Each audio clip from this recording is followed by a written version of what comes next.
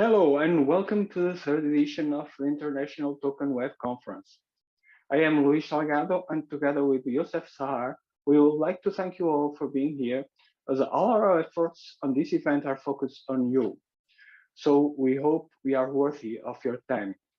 Let me also thank our partners, Forum Numismatas, Transportation Token Collectors, World of Coins, Token Corresponding Society and Token Congress, and numismatic.com for collaborating with us on this organization.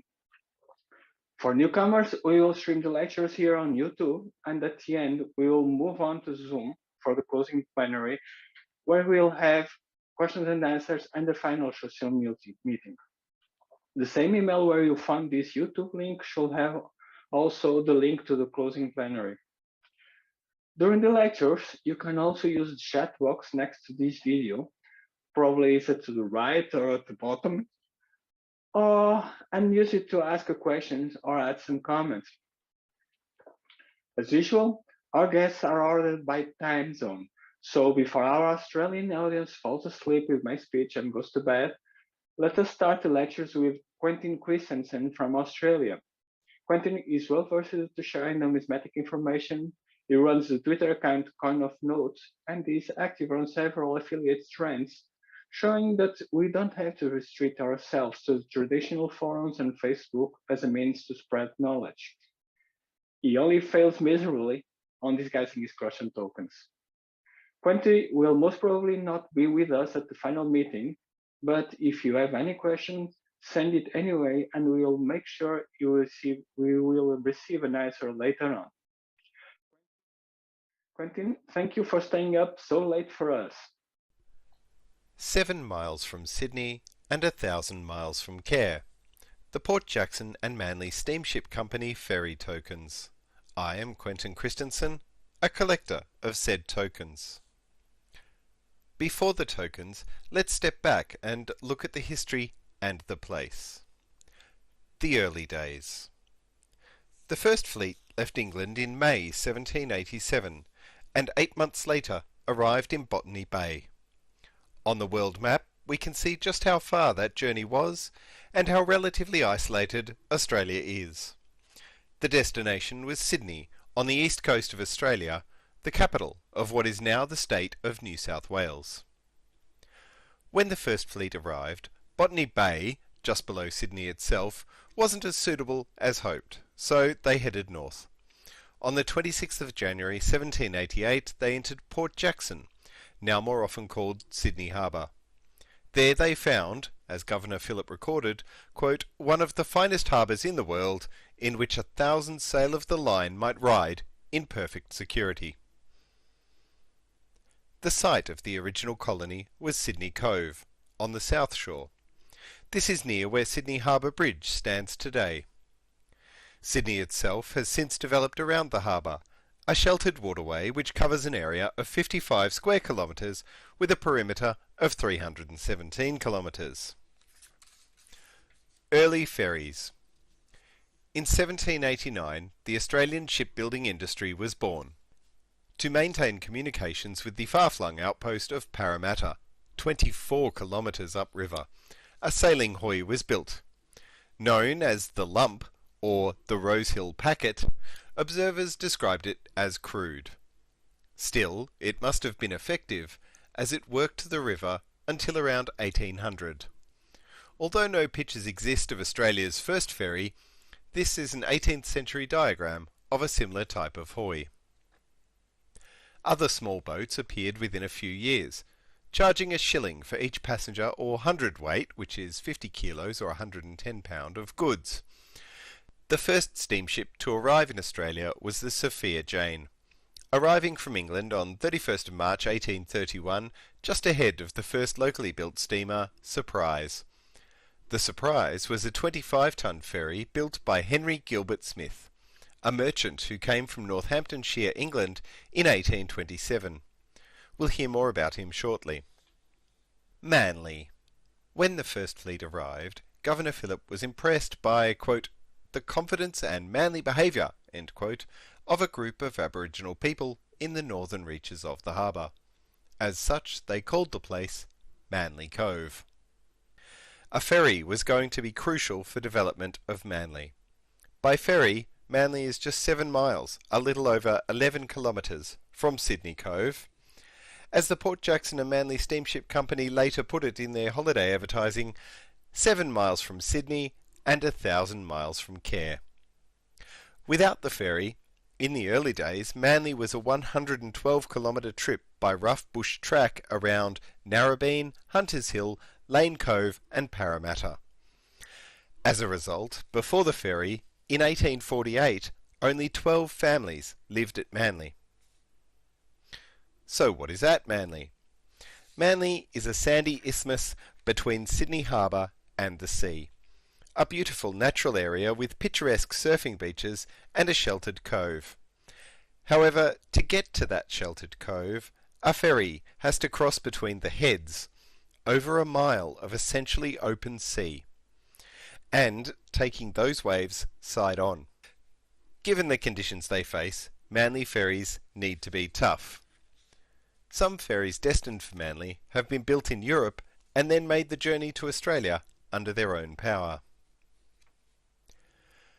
I mentioned Henry Gilbert Smith earlier in connection with the Surprise Ferry. Henry held a number of prominent positions in the colony. These included Chairman of the Commercial Banking Co. of Sydney, Government Director of the Sydney Railway Company, and Member of the Legislative Council, the upper house of Parliament.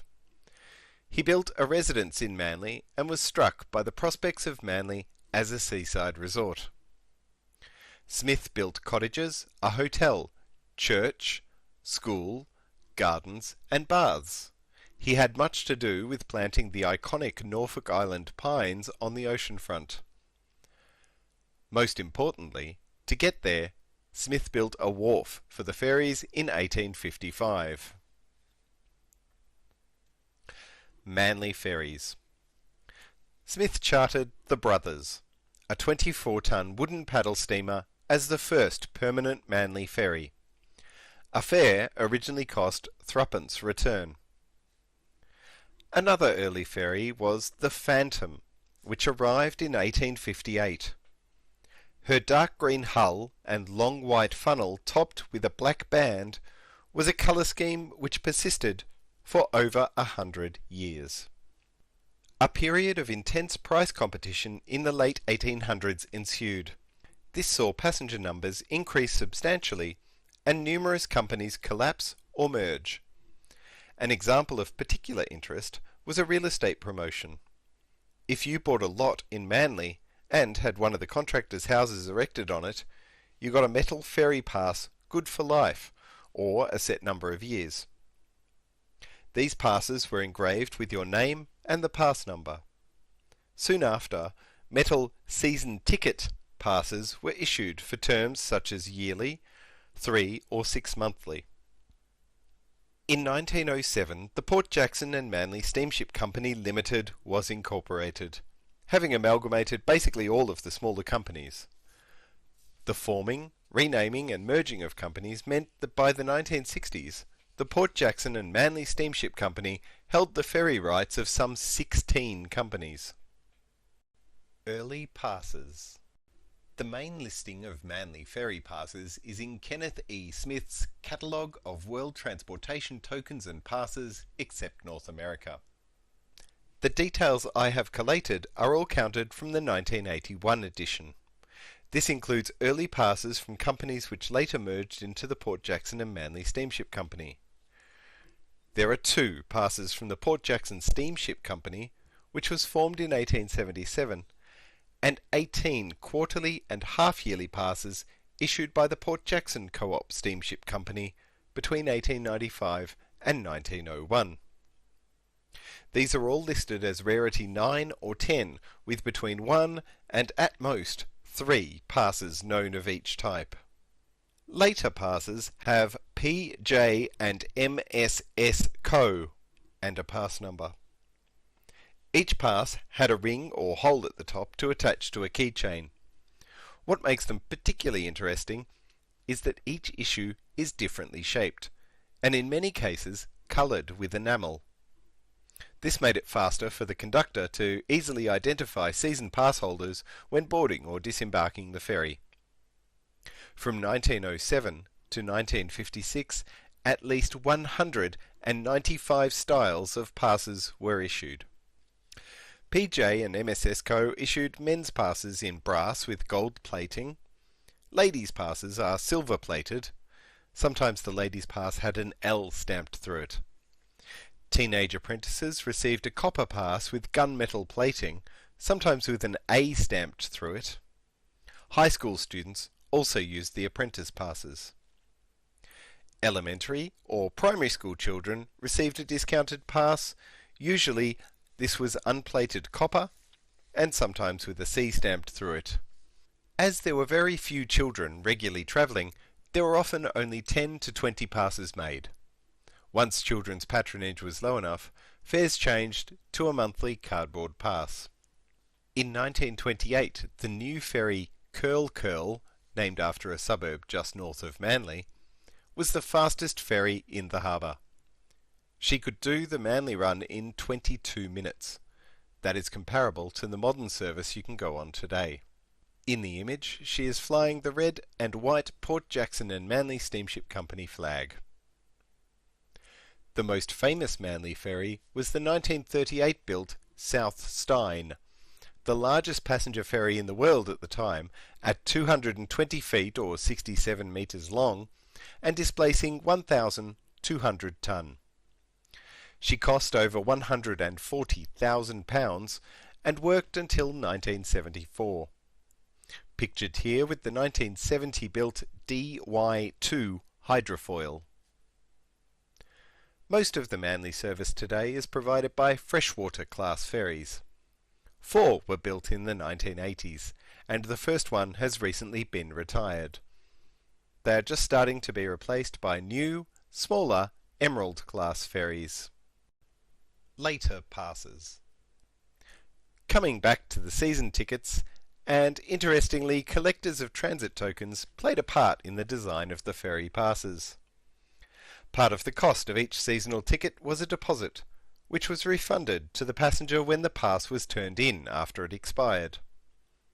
With almost all the passes returned, the company would store them for use again 8 to 12 years later. The September 1953 edition of Farebox by the American Vectorist Association included some Port Jackson and Manly Steamship Company passes in Ken Smith's Foreign Token Supplement list. Copies of this list circulated in Australia, and collectors started acquiring passes from their ferry riding friends. With passes not being returned and no longer able to be stored and reused, new passes were dated. The first of these was the October to December 1956 pass. Once passes started being dated, the earlier undated passes in storage were destroyed. As a result, many of these are quite rare today. The metal passes were mostly made by Amor Proprietary Limited of Marshall Street, Surrey Hills in Sydney. Most either have a blank reverse or the maker's name, and in some cases the pass number is on the reverse. Between 1956 and 1973, a further 201 dated pass designs are known. From as early as 1947, at least 6 different designs of round metal single trip or turnstile passes were also issued. These are more common. Sydney Harbour Ferries. Other companies ran ferries elsewhere in Sydney Harbour. Pictured are passes from 2 early companies, the Parramatta River Steam Company and the Balmain New Ferry Company. Similar to what happened in Manly, many of these companies merged into what became Sydney Harbour Ferries Limited. SHF passes incorporated similar design elements to the Port Jackson and Manly steamship passes. They were also originally undated, but were outed to collectors by the same edition of Farebox. Sydney Harbour Ferries was reportedly very upset at the Farebox article and its impact on their passes. They appear to have been even more thorough at destroying the old passes. Smith lists 32 pre-Sydney Harbour ferry tokens, 67 undated Sydney Harbour ferry passes, and 119 dated passes, all in different shapes like the Manly pieces. Also similar to Manly, there are 6 round single-use turnstile designs. Today, the railways didn't have as much impact on the Manly service as other routes in Sydney Harbour.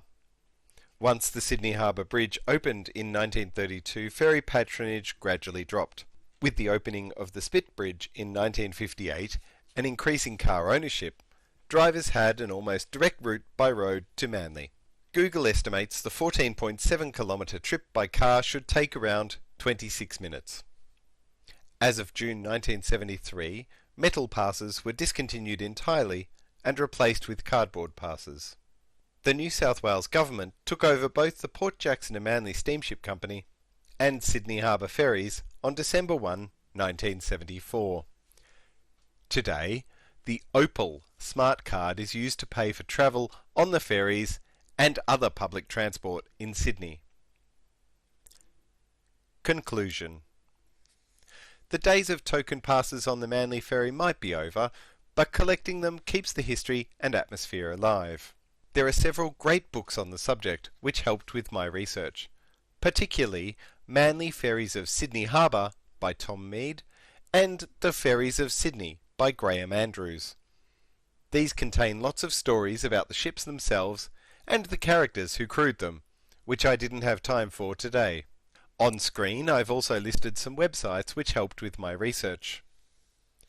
The ferry continues, so do take a ride on it if you find yourself in Sydney. Thank you for watching, and thanks to Mr. Salgado for the invitation. Thank you very much, Quentin, for this great presentation.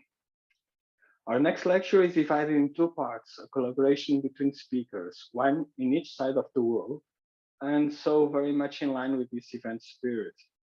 They are going to talk about the tokens in the textile industry, showing us both perspectives, the European in Netherlands and the Asiatic in India. The first part is going to be presented by Peter Kerneveld from the Netherlands, who is well known to everyone that attended one of our past conferences. He is the owner of the forum World of Coins, and he is a partner and strong collaborator since day one to the International Token Web Conference. The second part will be presented by Amit Mehta from India. Amit is not a collector, which makes his effort even more admirable. He had to buy books and research a lot to present us with the current study.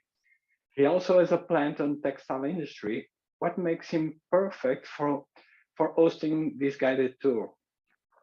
Well, thank you both for your work and for this beautiful example of across the world joint research.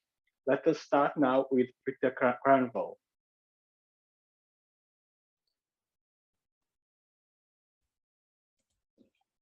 Leiden in Netherlands was the first place where making textile was industrialized.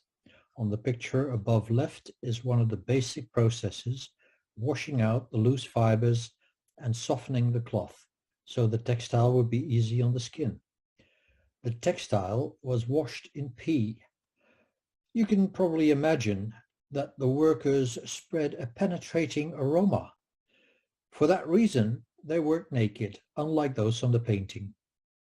The work was badly paid and the hours were long. This would be a recurrent theme in the history of the textile industry. On the right is progress. You can notice novelties like photography and machines. This is the first mechanized textile plant in India. My partner, Amit, will tell you more in his part of the story. Textile was always an important political issue. In the Middle Ages, Floris V, Count of Holland, was murdered by members of his own lower mobility because he wanted to shift his loyalty from France, where linen came from, to England, known for its woolens. His murderers were officially tortured to death. The windmill The Cat on the picture made paints and dyes. Windmills made Leiden the world's first industrial town, complete with the filth the poor, and the labor unrest of later centuries, but industrially made textile was so good that in 1417 the Hanse decided to trade only textile from Leiden.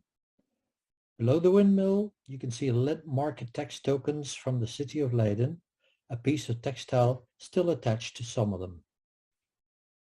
Steam replaced wind, driving ever more machines that applied a series of British inventions to mechanized production. Textile provided employment, but at bad wages and conditions. It was better than unemployment, but plant owners had a vested interest in poverty. In Netherlands, as elsewhere, the textile industry concentrated in poor areas, offering plenty of good quality water. Brabant, near Belgium, home of CVT, a textile dyeing partnership, Holland Textile Industry, specialized in carpet making, and Swagemakers and Bogaerts, spinners. In Twente, near the German border, the largest textile companies produced infamous textile barons. Anton Schmidt made elastic socks and underwear. The Ankersmit family made printed textiles from Africa and Asia. The Van Heek family named their textile empire Schuttersveld after their indecently large villa with vast grounds. The good guys were the innovators, and the best among them was Jacques Courat-Hartogs. He learned the trade in the British textile giant Courtaulds, setting up his own factory, Enka, in 1913. It expanded quickly after the First World War and was the largest factory in the country by 1928. The expansion was furthered by his friendship with Rento Hofstede Krul, an innovator in the machinery field, who helped with several inventions, notably a spin pot that solved the production problem of static electricity while spinning. Leo Coppens contributed more inventions in the next generation, in particular a device to change the yarn in the spool automatically. Another important development was artificial fibers.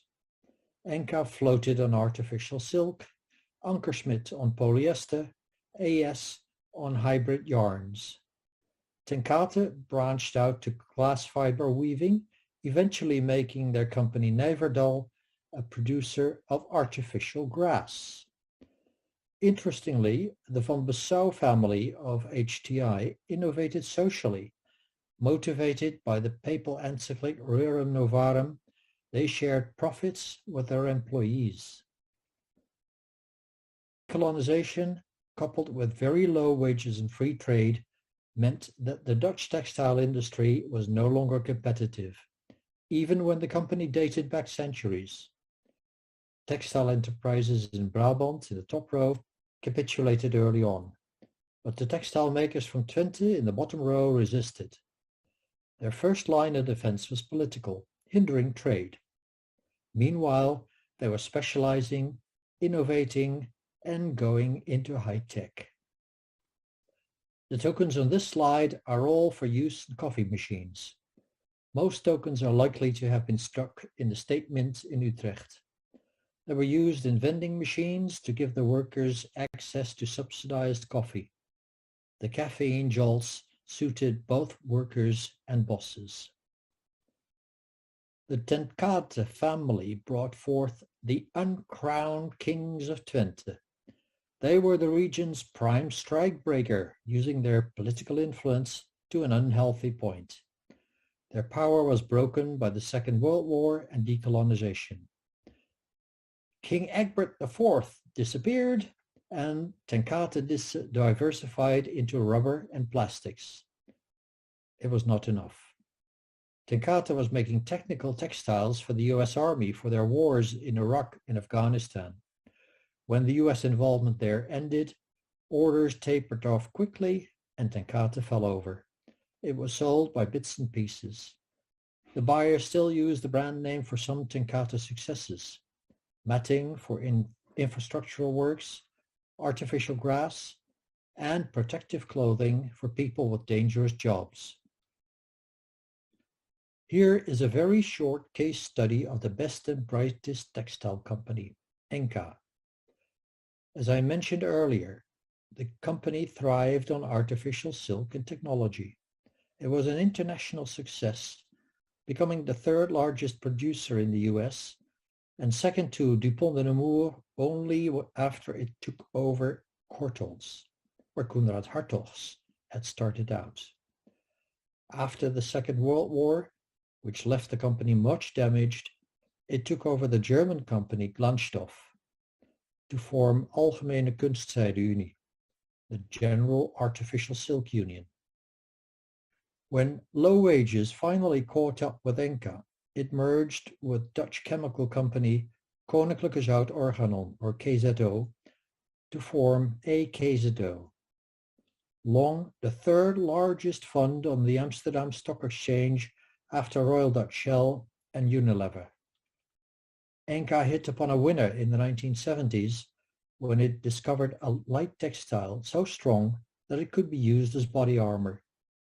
They called it Arenca. Unfortunately, Dupont discovered the same thing around the same time, Kevlar. Rather than strike a deal, Dupont decided to fight it out in courts around the world. It was an unequal match. Many countries depended on US arms deliveries, and the Pentagon supported Dupont. Enka was sold to Japanese chemical giant Teijin, which sells Arenca under the name Twaron. Decolonization was a watershed for the global textile industry. The process was hastened by Mahatma Gandhi's use of textile industry for his Swadeshi movement, self-sufficiency, rejecting products made outside India and resulting in a preference for domestically made textiles like khadi. The oil producers wanted time to adjust. Politicians obliged with a series of treaties, the most important of which was the Multi-Fiber Arrangement, or MFA. MFA was basically the right of old producing countries to limit imports from new producing countries. Those limits were called quotas.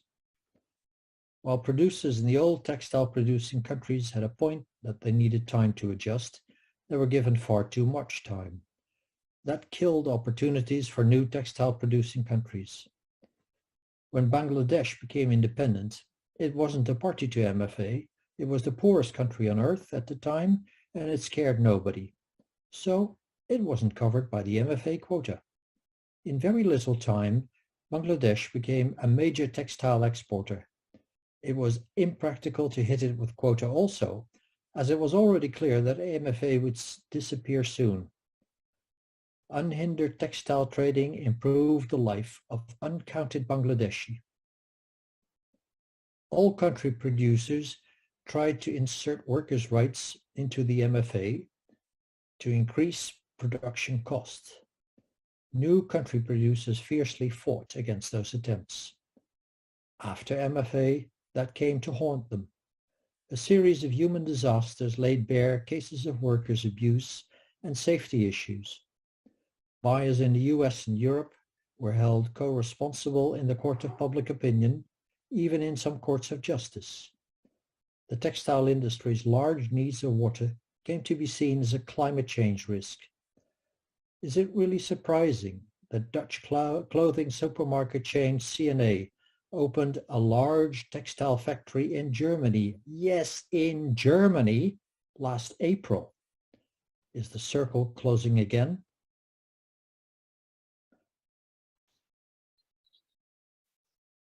Thank you very much, Peter. And we are moving on directly to the second part with Amit Mehta. Thank you, Luis, for giving me this opportunity to talk on the tokens that are related to the textile industry in India. The textile industry in India is a very old industry.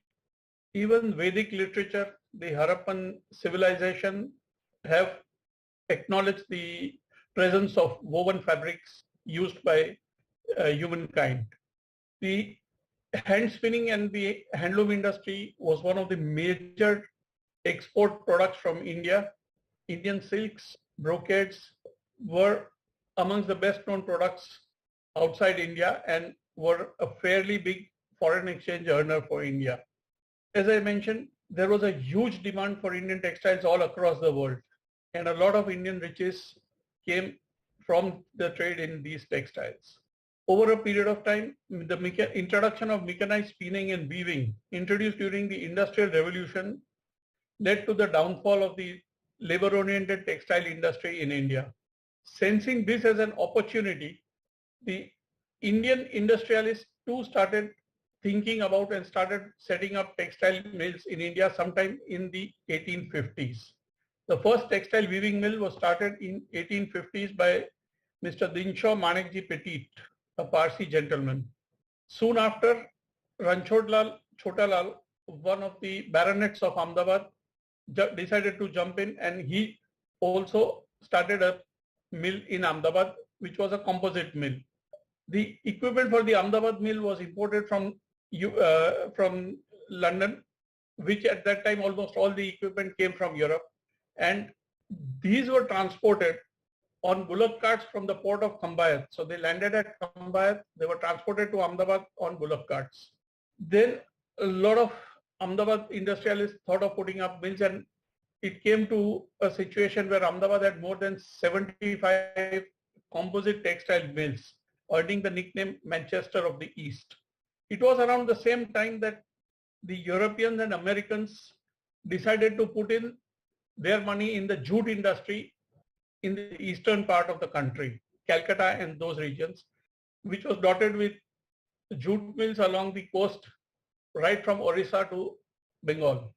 The Indian industry progressed quite well till a first speed breaker was found sometime in the year 1900, when there was a huge famine in India. This famine forced a lot of these textile mills, which were maybe at that time 20, 30 years old or maybe 10 years old, to shut shop for some years, because there was either no water, there was no buyer, and there was no cotton. The industry started reviving, and the impetus was provided by World War I. Thereafter, the Swadeshi movement launched by Mahatma Gandhi also gave a lot of impetus to the textile industry, which continued both as a great labor employer and also a large foreign exchange earner. This continued right till almost the end of the 20th century.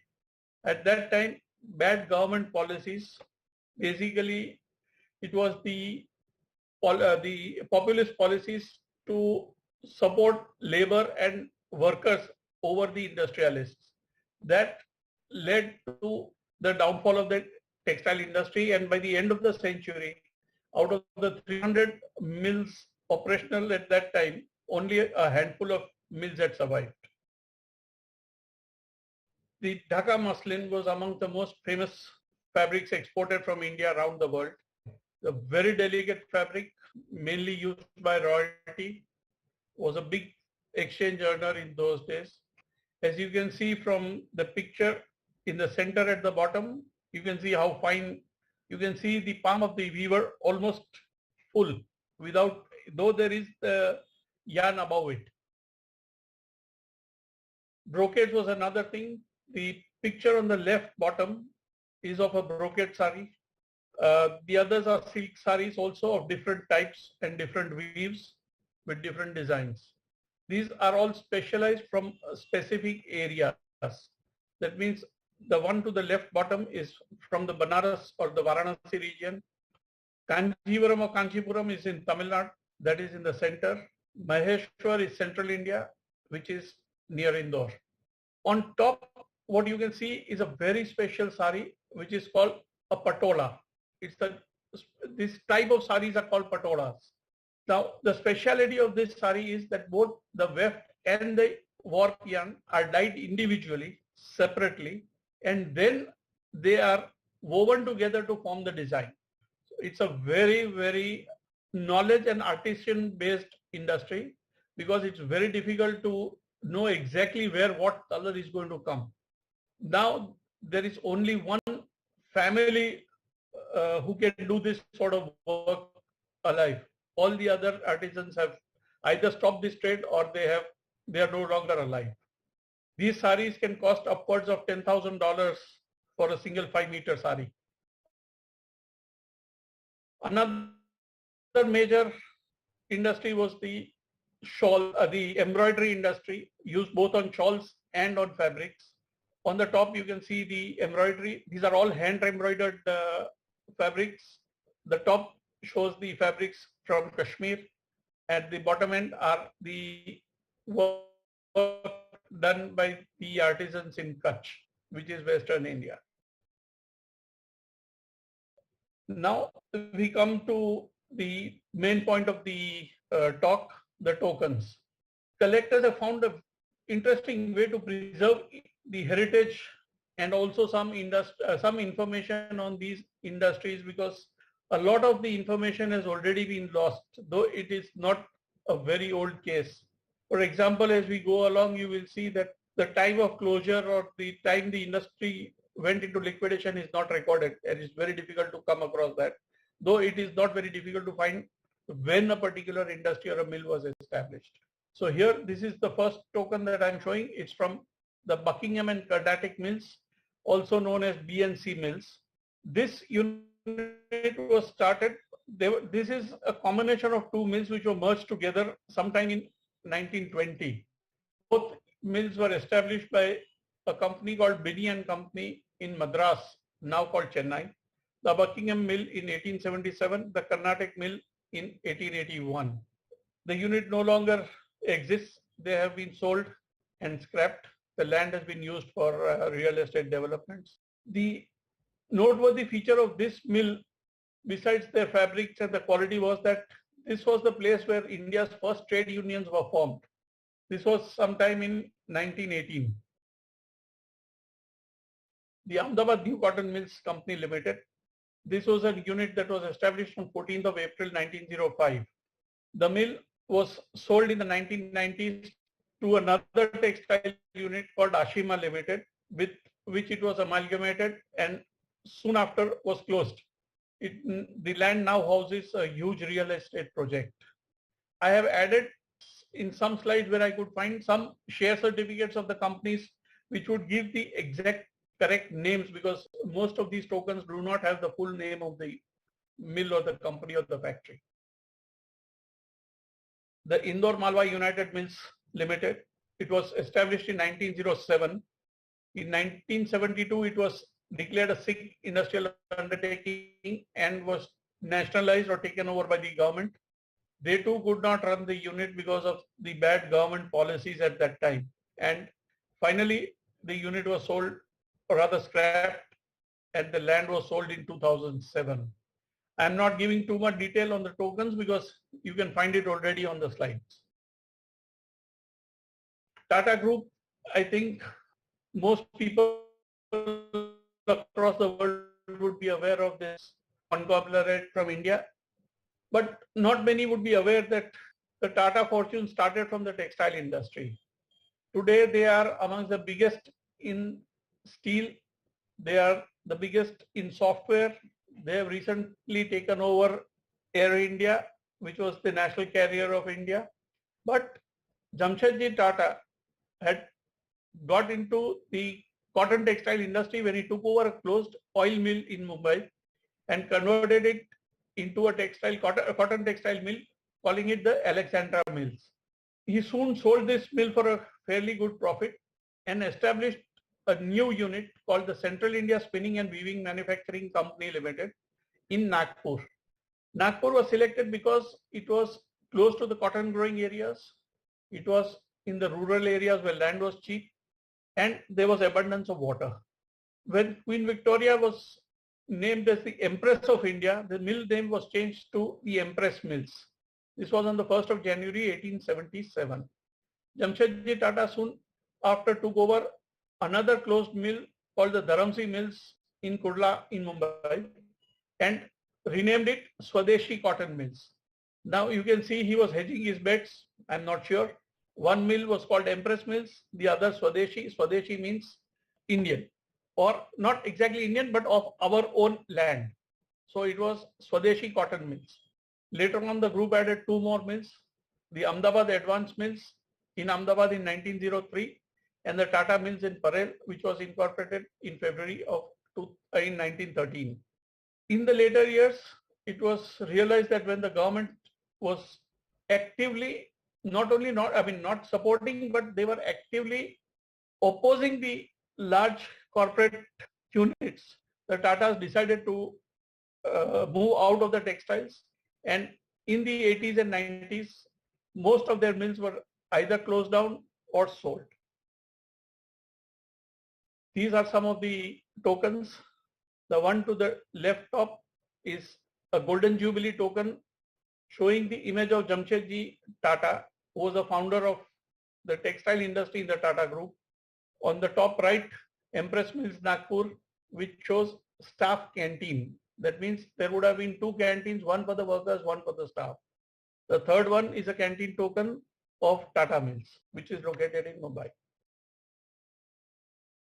Raymond Woolen Mills was initially incorporated as a woolen mill and was acquired by the current owners, the Singhania family, sometime in 1944. It was one of the biggest woolen mills in India, and later on the name was changed to Raymond Limited to show the diversified products that they produce. Even today, Raymond's is a name to reckon with in the Indian textile industry, both in textiles and in apparels. Gwalior Rayons was a flagship of the Birla Group.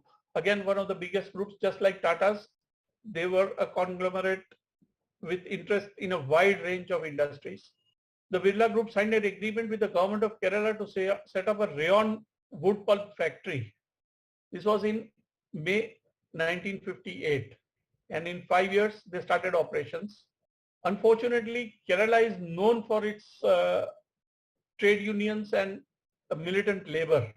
So this unit was bogged constantly by labor issues, shut down operations for 3 years from 85 to 88, revived, but again, the labor problems as well as pollution ensured that the unit completely and permanently closed down in 2001. To cut time short, here are tokens from various different mills. Top left, the India United Mills, which was a group of about 6 or 7 mills, all of them located in central Bombay. The first unit established in February of 1920. Out of the 6 or 7 mills, 2 or 3 still survive, but with the government, that is with the National Textile Corporation, the other units were closed down. Their tokens are from 2 different mills. The one on the top is from mill number 4. The one in the bottom is from mill number 5. Similarly, top right, there are 2 tokens from the Khandesh Mills. Now, as I mentioned earlier, it is mentioned that Khandesh Mills was in Jalgaon, but no other information about either the date of establishment or the current status is available anywhere. The mill does not exist. Hukamchand Mills, the tokens at the bottom, was established by the industrialist Seth Hukamchand in Indore in May of 1915. In the late 1990s, the unit went in for liquidation. These tokens specifically say they are for tea, and both are of different values. Model Mills Nagpur, as the name suggests, located in Nagpur in Maharashtra, established August of 1920. No idea available of the current position of the mill. The central token, the name on the token is Shubh Mills Cooperative Credit Society Limited. I tried a lot to find any information about this, but have not been successful. Asking around, I came to one conclusion that maybe Shubh Mills was a short for Shubhalakshmi Mills, which was located in Baroda, later acquired by Sayaji Mills. And you can see the token at the bottom, almost similar, of Sayaji Mills. Again, Sayaji was located in Baroda. Sayaji was established in 1905, whereas Shubhalakshmi Cotton was established in 1949. But for Shubhalakshmi Mills, I am still not 100% sure whether it is the same mill that I am talking about, or there was ever a mill called Shubh Mills Limited. So this is the aspect of history that we can dig out of, or we can record for perpetuity based on tokens available. Not all tokens issued in textile mills were for food and beverages. Here are some tokens I show which are apparently tokens which were issued to a casual or a daily wage worker who were known as badli workers in India. That means most mills maintained a list of workers who could be employed in case there was absenteeism in the mill. That means for a team of say 5 or 7 people, if one person did not come, the work would suffer. So they would hire a temporary worker for that particular day. It's likely that these badges were issued to those workers so that at the end of the day, they could collect their money in cash.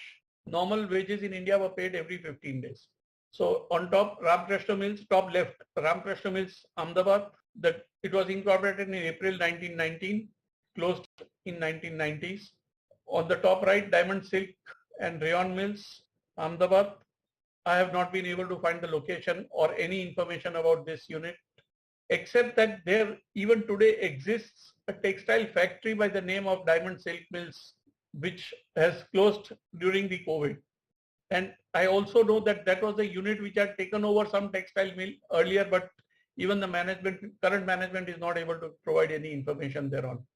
Bottom left, Rajashri Fibers Khargaon, which is located in MP or Madhya Pradesh. Again, no information forthcoming on that unit. Talking to people in the industry, I understand that this was one of the units of the Birla family, the Aditya Birla Group. Bottom right is a token of Andhra Pradesh Rayons, now called APR Limited. It is located at Kamlapur in Telangana. It was established very recently in 1975.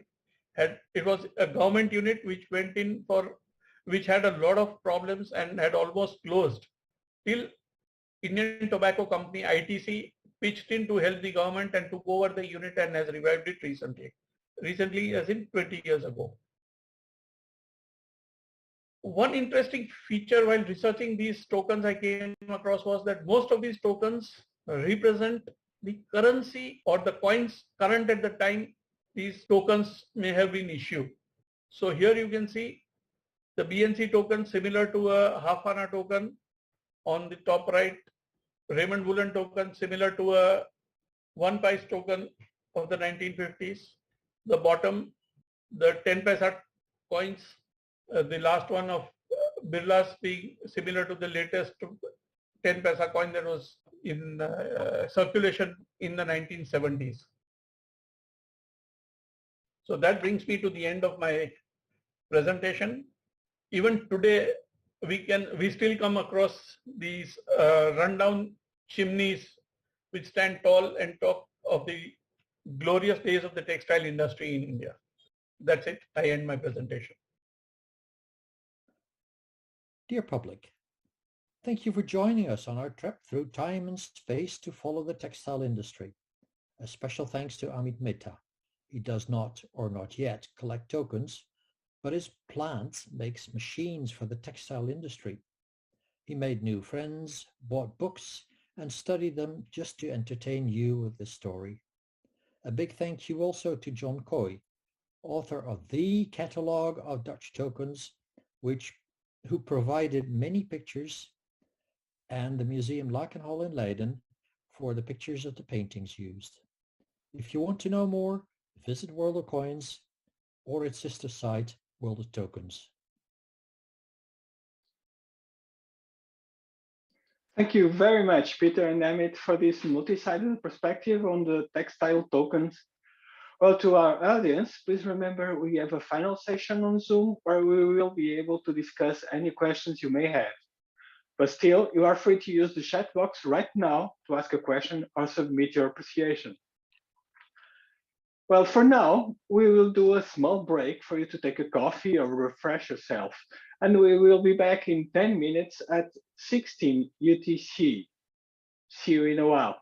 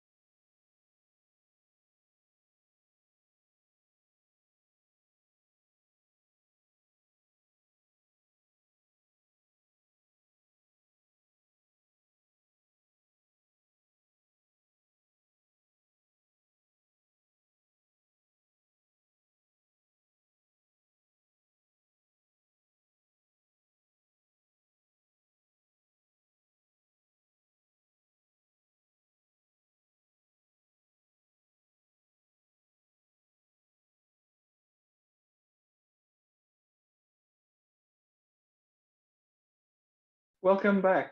Our next guest comes from Sweden. Alex Cameron is going to talk about the ferry tokens of Marstrand, the Swedish island. This is part of a series of ferry and tram token talks that Alex has been presenting on monthly events from World of Coins, our partner. If you are interested in the subject, I suggest you explore their archives. In fact, I strongly suggest you go to the World of Coin forum anyway and register to attend the following events. Traditionally, one of the monthly lectures is about tokens. So, Alex Cameron, our ambassador for Swedish tokens, thank you very much for being here. The stage is now yours. Hello and welcome. In this presentation, I'm going to discuss the ferry tokens used in a very small Swedish town called Marstrand, which you can see where it is on these maps. On the left-hand side, I have a map of the Gothenburg region on the west coast of Sweden, and in the top left-hand corner is the small town of Marstrand. And if we zoom in on the right-hand side to the two islands of Kuön on the right and Marstrandsön on the left, there is a ferry service where the red line is. And this ferry still exists today, but the history of this town is far older. Historically, Marstrand was important both as a defensive location, because the border between Sweden and Norway ran very close by, and also because it is one of the few places on the west coast with reliably ice-free access during the winter. These days with climate change, that's less important, and plenty of places are ice-free most winters, but 300 years ago, for example, the port of Gothenburg could easily become iced up, as did towns further north. The history of ferries in the area, however, is more due to the rise of tourism during the 20th century. And the period I'm going to look at is between 1913 and 1972, during which tokens were used on the ferry. In the beginning, before 1913, there were rowing boat services provided by local boatmen who presumably took cash, ordinary cash, as payment.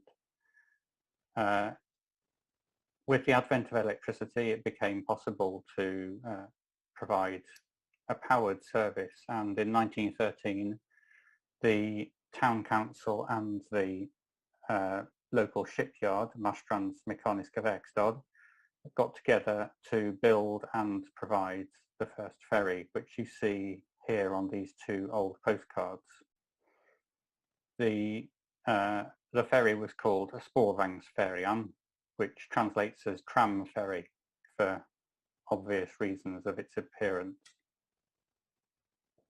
The castle you can see in both the cover photo and in the old postcard here is a Karlstens Fästning, which was a defensive position against the Norwegians for many years and was later used as a prison. It's now a major tourist attraction on the island, and most of the tourists using the ferry are going to see that castle. Here we have two fare tables for the ferry during the period in question. At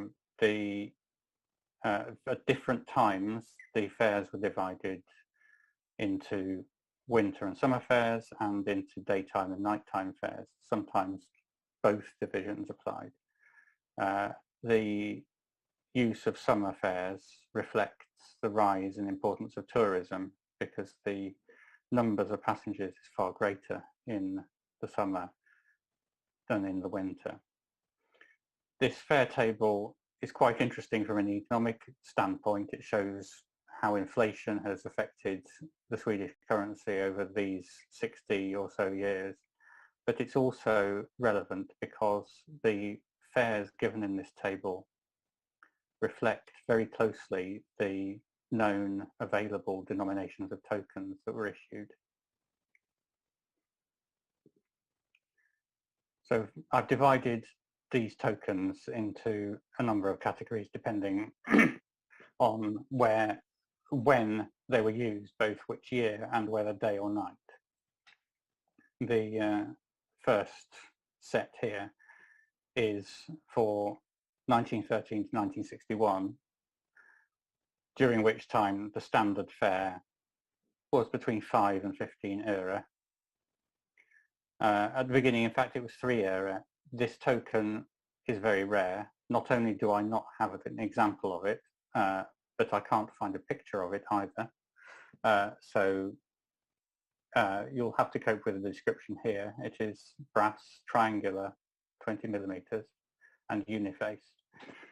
The first 2 5 euro tokens here are also uniface. All the later ones have the stamp of Sporrong in Stockholm on the reverse. These tokens also exist with a Y-shaped hole punched out of them. Again, these are rare, and again, I couldn't find a picture of them, and I don't possess any myself. But it's not known why this stamp was made, whether it modified a fare or was used for children, or there are a number of possible explanations, but nobody knows for certain.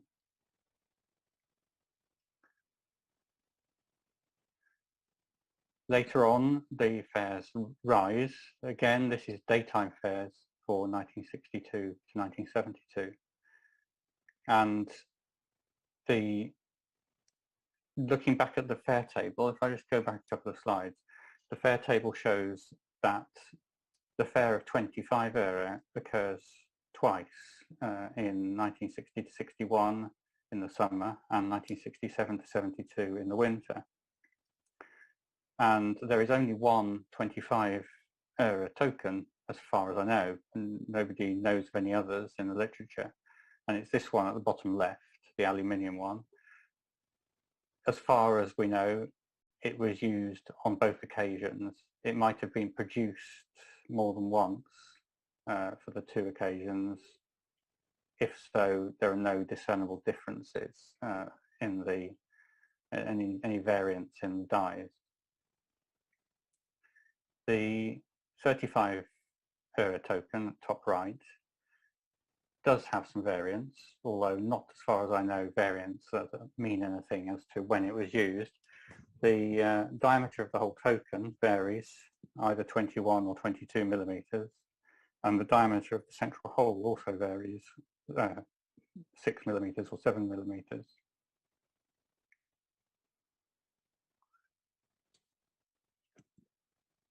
The nighttime tokens are perhaps the most interesting because of their range of denominations and their variety of metals, shapes, and overstamps as well. The first nighttime token is the one at top left, which is 30 euro overstamped on the previous 15 euro, which is here, which had been used as the daytime fare earlier. This suggests that perhaps the nighttime fare was introduced in a hurry. It was something that needed to be sorted out very quickly, and so they overstamped the supply of tokens which they already had. And this overstamped token, the triangular zinc one, is also known with the Y-shaped stencil cut. The higher later denominations are not. So that says something about when that stencil cut was in use. The higher denominations, up to 1 krona or 100 euro, are getting quite expensive for such a short crossing. It's about 200 meters across the sound between Kuön and Marstrandsön. And if we compare the cost of ferries in within the city of Gothenburg, crossing the river, which is a shorter distance, the cost of the Marstrand ferry was significantly greater. Perhaps it was a way of making income from tourism.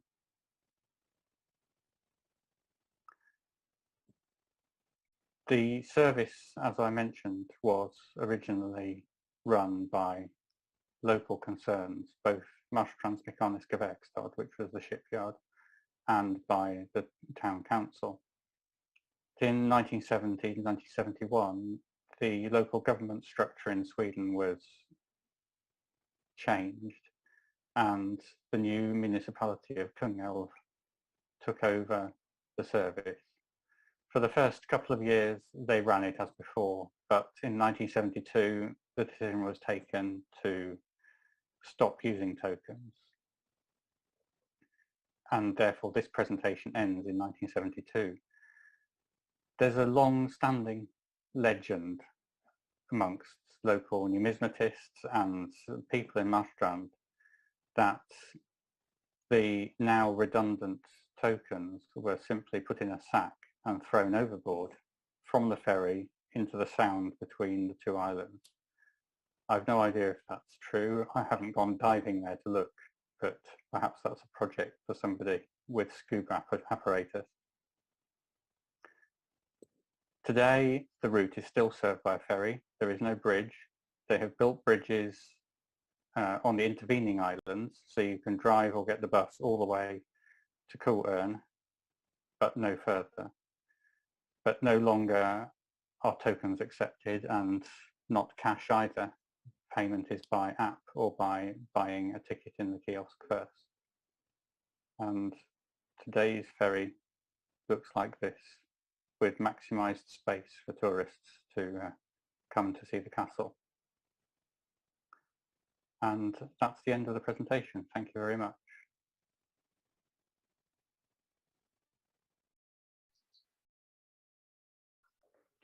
Thank you very much, Alex. I just wish we could still use those lovely tram ferries. Again, to our audience, if you had answers yet on the chat box, questions and answers are on the final Zoom session. And now, from the cold of Nordic Europe, we travel to the warm of Brazil to meet our next guests, Osvaldo Rodrigues Jr. Osvaldo is the social and promoting director from the Brazilian Numismatic Society and also a renowned therapist on the subject of sexuality. He is author from several books on sexology, several on numismatics, and at least one that covers both subjects. So we could not find a better person to speak on the subject of today, erotic exonomia. Osvaldo, thank you very much for accepting our invitations. You have now the word. Hello, I'm Osvaldo Rodrigues from the Brazilian Numismatic Society, and I come to you to make a presentation, and I hope you enjoy it because it's something about my profession and about my passion. I've been collecting some tokens that, you know, it takes place about sex. I hope you enjoy it. Well, our culture has a lot of putting in common, sex and money. Mostly prostitution. But I feel I can show you something that I've been looking at in the past 40 years. First of all, you may remember one of the most iconic coins from the Western culture is this statue that pictures a satyr copulating with a nymph.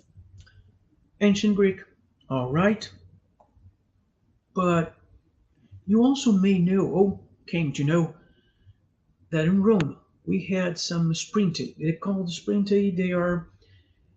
They're kind of coins. Well, that's a very big discussion. There are 16 types picturing couples in different sexual positions.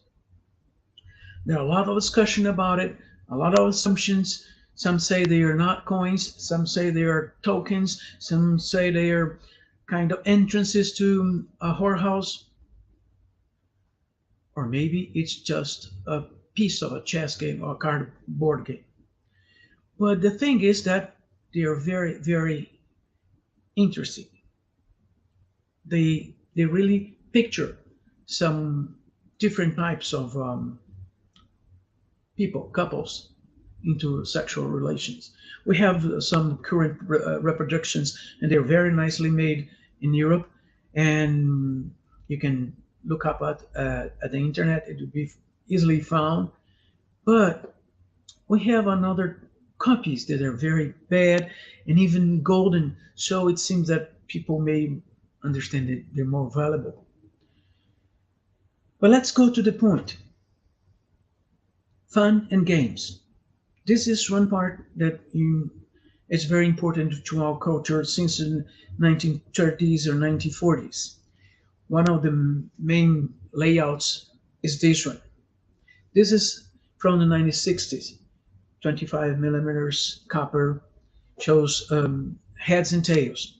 A girl facing and showing her breasts, and in the other side, the back part of her body. Also, we have a lot of burlesque types. Read it. They're all jokes. They're very interesting to find, and maybe they're just used to pile chips during a card game. They're very different, several metals. Some maybe use it for an entrance or to buy something in nightclubs, as this one. And reproductions of the early heads and tails of several metals and several types for several needs or reasons. And interesting, in the last 20 years, it appeared this series of, I would say, tokens. Some say they're made over a real American $25 coin, a 25-cent coin.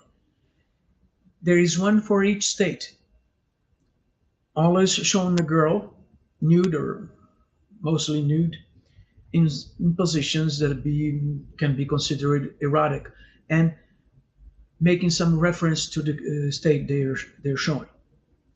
But continuing the tradition of tails and heads and tail, I found this for the last 20 years.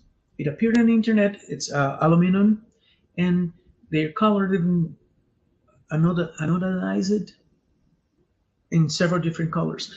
Well, they're nice looking, very, very well done. There's another type that comes from the beginning of the 1970s. Every North America knows what happens in New Orleans during what all the rest of the Western world call Carnival, the Mardi Gras, the Tuesday that ends the Carnival. Well, it seems that by the 1960s, they begin to make some aluminum tokens.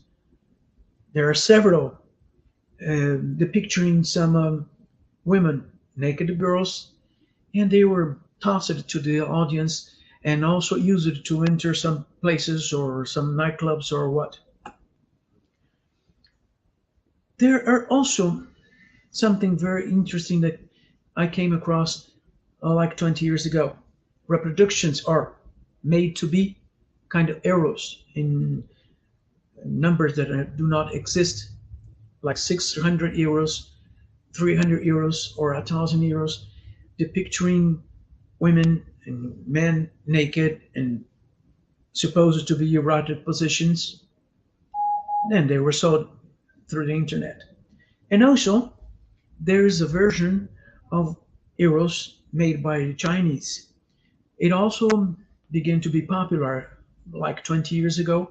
There are 48 types, I guess, and several sexual positions. And why do they do that? Because we buy it. Maybe just for curiosity, maybe because some people get excited with it. But anyway, they are sold. But talking about Chinese, I found something very interesting and might be interesting for you too. It's a kind of token, of course, because they're used.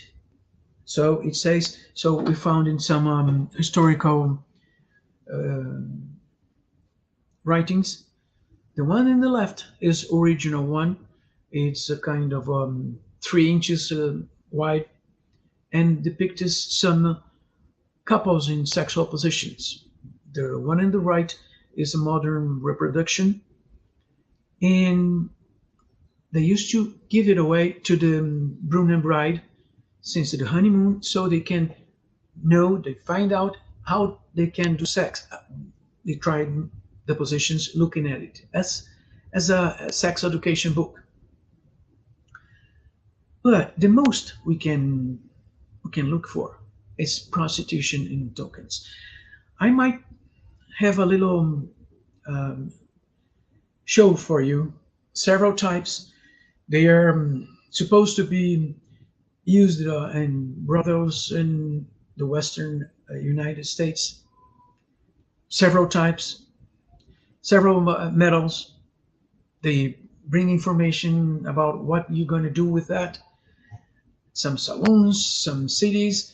It's to buy things, to trade for girls, whiskey, or tobacco.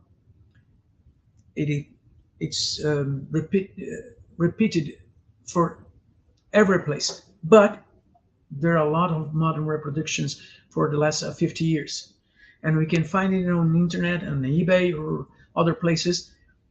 You can buy it because you find it a curiosity, but mostly you'll get reproductions. There are a few ones that may seem that they're not reproduction, and you may want it, but there are a few ones like those they're clearly copies or modern reproductions.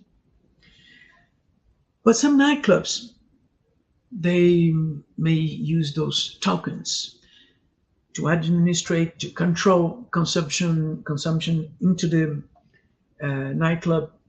So girls or bartender would give it away to the manager. So one of those, I found this one is very well done. But we can find it out. Those days, in the last 20 years, a lot of tokens, or like say, souvenirs from prostitution houses. Look at that. There are several types, there are several ways, they're nice coined. There are even the ones that brings the photographs, the colored photographs of the girls that are supposed to be working in those houses.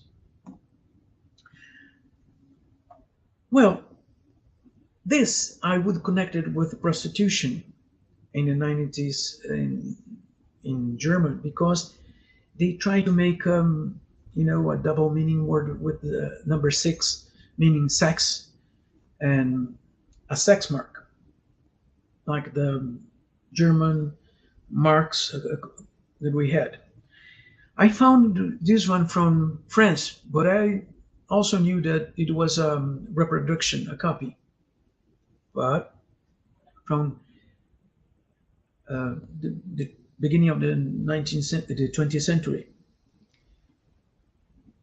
Thinking of erotic exonomia, we find a lot of coin like a metal, maybe use it for card games just as a cheap, but anyway, they're funny. They get jokes in it, and you can find in others, they're just carrying the word sex. It seems that just the three word S-E, the 3-letter word S-E-X is enough to get the attention of some people, because sex seems to be funny or maybe erotic to someone. Another thing that I came across, and has to do with we're talking here, there are silver ingots from the early 1970s. Few ones with jokes or the burlesque types. Another ones are representing paintings, famous paintings. And from the beginning of the 21st century, I found this from the London Mint. The Playboy girls, the Playboy bunnies, they were stamped in 2002 and 2004. Or others use it as a memory of Marilyn Monroe, or using the Heads and Tails type, all silver, all Trojans. Or this one, this is very funny. I'm not hungry, I'm not homeless, but I will work for sex. Or the Screw You type. Again, the Betty type, or using the other forms that I found in other pieces of metal. Just the layout of a girl, just the Year of the Dragon, a girl, a nude girl over a dragon. This one's supposed to be Madonna, but anyway, they're silver. Or silver sex positions for every month of the year, or the signs of the zodiac, or other types of ideas, background drawing, in, you know, they just get women in erotic positions in the front of the head of this man with the pipe. Here's another type in the same way. Or double meaning words. Women's liberation, it's from 1973, or Go-Go Bar, also in 73. And this smashed penis that we get in the machines. Well, the souvenirs for a lot of tourist places, but there's a series of the zodiac types. This is from Aquarius. The Chinese in the late 1990s began to make kind of coins of dollar size types with, for instance, Marilyn Monroe, and the reverse with colorful photographs of Marilyn Monroe in some of her movies. And the last type, and I would love to show you that, is there are the love tokens. Love tokens. You get a coin and you polish it on one side and you inscribe your initials and you give it to someone you love because you're departing, you're going to be away, so you can be remembered. It's very important, it's very nice. There are several beautiful and entailed love tokens, and they were very, very used for a while. Look, what I came to talk to you and give you this possibility is that sex and money are associated, but sometimes they're sexually explicit. Sometimes we can find in those pieces from the Roman Empire, but even love is very valuable with this love tokens. And maybe we always try to demonstrate with tokens to try to exchange or get close to someone with some meaning. Maybe we can do that. And thank you so lot.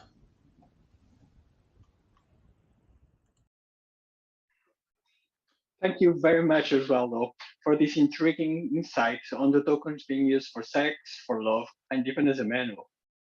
I am sure we will have a few questions waiting for you on the final Zoom session. Our final speaker is from the USA, is Georges Coage. Well, even if you don't recognize the name, chances are that you may have already been very thankful for one or two of his reference works, as he was the editor of the Standard Catalog of Full Coins, aka Kraus, as well as plenty other books and magazines. He also has worked in numismatic on various levels, a museum, an auction house, and a hobby publisher, and surely there's no lack of knowledge in him. Even better, George is a great enthusiast for New York State Transit tokens and medals, and he has been tireless on spreading the information on these tokens. His lecture today will be on that series of works. George, thank you very much for being here.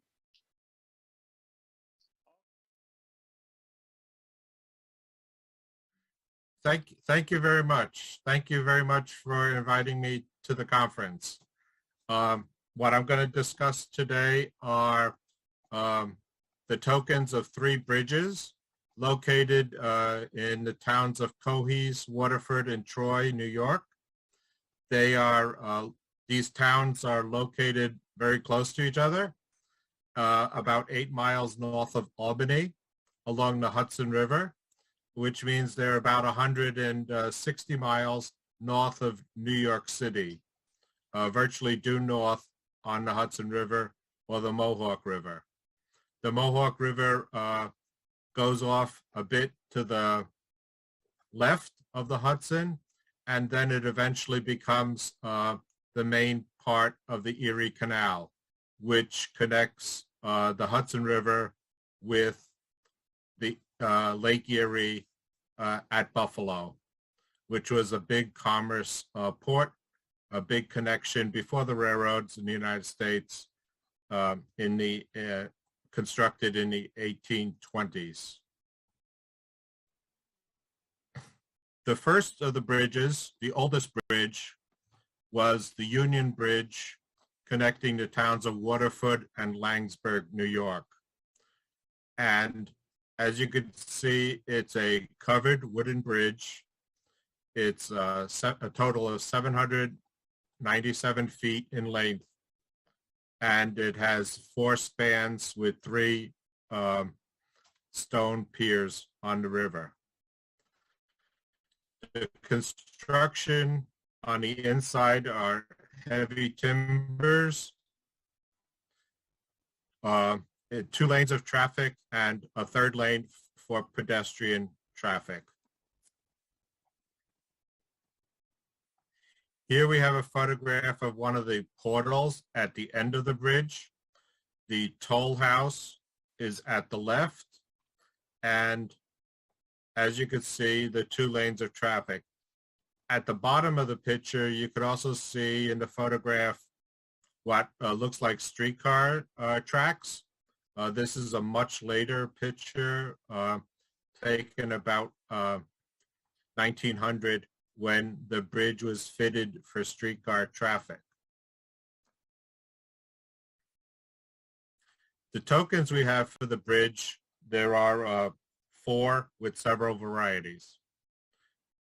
These are made of pressed fiberboard. This one is 22 millimeters in diameter. And as you can see, it says the name of the company, Union Bridge Company, Waterford. And it says it's a commutation token for 1 foot passenger with a value of 2 cents. Since there's no record in any of the newspapers of the day, or I have not found any annual reports of the bridge company, but I feel that all of these tokens in the presentation today, even though they have face values at them, which would be the cash fare, they were probably bought in quantity and then sold at a discount as a ease of passage or a frequent user type of discount. The catalog numbers I'm using in the presentation, the Atwood Coffee catalog, is the standard reference for United States and Canadian transportation tokens. A later date commutation foot passenger token are these made in vulcanite, which is a hard rubber substance. And these tokens, as you could see, come in 2 varieties. Easily identifiable by the rosettes that appear on the obverse of the token. There's a hollow rosette and a full-bodied rosette. They're called the solid rosette. I think that these are actually from the same production mold, but there was a difference in the pressure used in the vulcanization process, which created the differences with the hollow lettering and rosettes from the solid rosettes. Our next token for the same bridge is a 10-cent token for a driver and a one-horse vehicle, 25 millimeters in size with a value of 10 cents. These come in color varieties, a dark red and a rose. And finally, a 13-cent token, 31 millimeters in size, for a two-horse vehicle and the driver.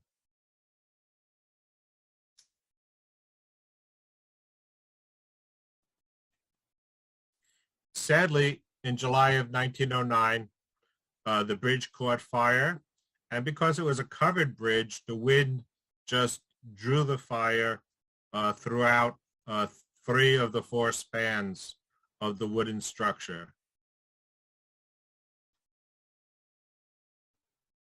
The bridge was eventually rebuilt the following year as a steel arch bridge, truss bridge, excuse me. And as you can see in the lower postcard, with the comparison of the old and new bridges, the stone arches, the stone pillars, excuse me, for the new bridge were the old bridge pillars. They're just cleared away all the wooden debris. And as you can see in the top postcard, the toll house is still standing with the canopy over the doorway. However, by this time, the tolls were removed and it became a free bridge.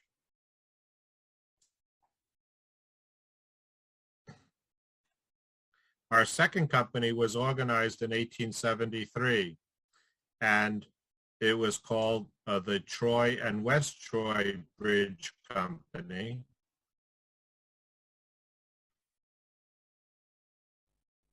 And eventually it also got the name of the Congress Street Bridge, as it met at the foot of Congress Street in the city of Troy.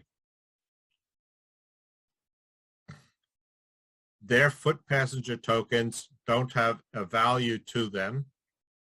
However, they have 2 varieties in the style of the lettering, most prominent in the word foot on the reverse.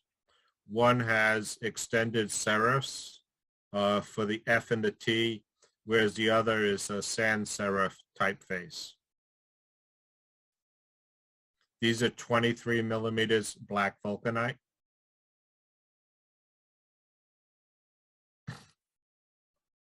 The 25 millimeter vehicle and one-horse tokens come in 2 color varieties, a kind of a red-orange and a yellow.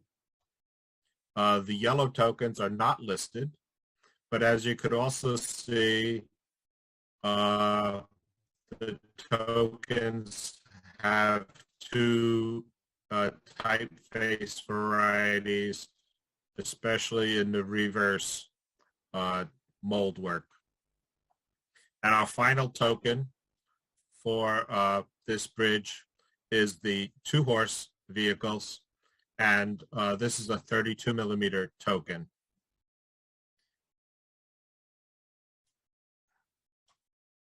Our next and final bridge in the group of 3 is the Cohees and Langsberg Bridge.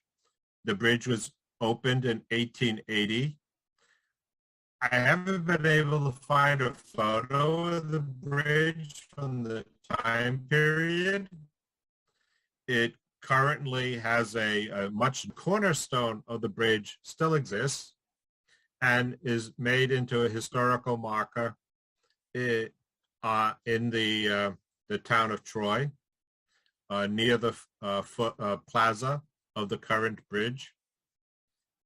Again, as a wooden bridge, it sadly was destroyed by fire in March 1920. But what's really nice about the cornerstone is it mentions Thomas Knickerbocker. And we'll talk more about Thomas after we discuss the tokens from this bridge. Again, we have two vulcanite varieties of 22 millimeters for the Cohees and Langsberg Bridge. A 2-cent token again for a foot passenger. We have a Rose vulcanite token of 25 millimeters for the vehicle and 1 horse. And we have a nice Greed vulcanite token of 31 millimeters for 13 cents with a 2-horse vehicle with a driver. Now, how does this all work together? It turns out that Thomas Knickerbocker owned all 3 bridges starting in the 1870s, and his family operated the bridges and maintained the bridges as a private concern through the 1920s. And here we have a photo of Thomas. As a father of the family, he was president of the bridge company, which controlled all 3 bridges. And his son was treasurer of the company. And here we have his funeral memorial for the family in Oakwood Cemetery in Troy. And you could see engraved in the granite a motif of the wooden arches from 2 of the covered bridges, which match our photograph pretty nicely from the beginning. Eventually, as the bridges were rebuilt as steel spans, they became city-owned properties, and that's how they remain today without tolls. So since Thomas comes into the picture in the 1870s, and that's also when vulcanite was very much popular in production, I'm thinking that these tokens were all used in the 1870 to 1890 time period. If they required a toll after that time period, they probably switched to tickets. If there are any questions, I'll be happy to entertain them. Thank you for your time on this little history trip of Upper New York State transportation. Thank you very much, George, for being here sharing another bit of your knowledge with us. Well, that concludes our lectures today, but not our fun. Please check the email you received a couple of days ago, as it lists the link to the Zoom session for the closing plenary, where we will have questions and answers, followed by an informal social meeting. Networking is a big goal for these events, and you shouldn't miss the opportunity to get to know collectors and experts sharing your passion on tokens. We will now move on to Zoom session. We'll see you in a few seconds.